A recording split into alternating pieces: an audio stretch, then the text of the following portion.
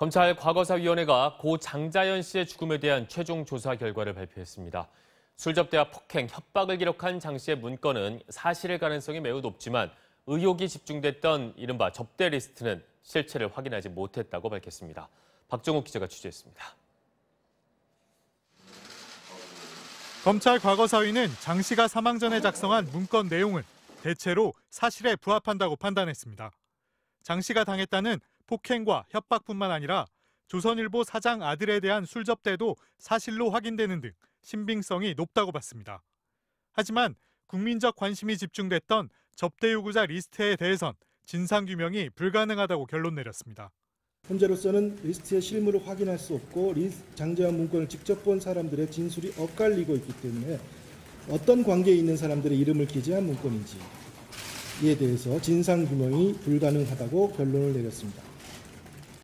하지만 대검 진상조사단은 관련자 진술을 토대로 실제 문건은 확보하지 못했다면서도 접대 리스트가 존재했을 것이라는 의견을 제시했습니다. MBC 취재 결과 조사단이 작성한 보고서에는 조선일보 방 사장과 그 가족, 그리고 모 대기업 회장 등 12명이 리스트에 있었던 걸로 보인다고 적시됐던 것으로 확인됐습니다. 과거사위는 그러나 내부에서 치열한 논의 과정을 거쳐 이 리스트의 신빙성을 인정하기 어렵다는 쪽으로 결론 냈다고 밝혔습니다. 또 윤지호 씨가 리스트에서 봤다고 말한 특이한 이름의 정치인에 대해선 해당 정치인이 조사를 거부해 진상을 밝힐 수 없었다고 밝혔습니다.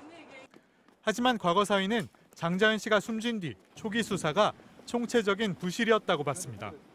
압수수색도 부실하게 진행됐고 장자연 씨의 통화 내역 그리고 휴대폰 복원 내역 원본이 모두 사라져버린 만큼 누군가 의도적으로 진실을 감추려했을 가능성도 배제하지 않았습니다.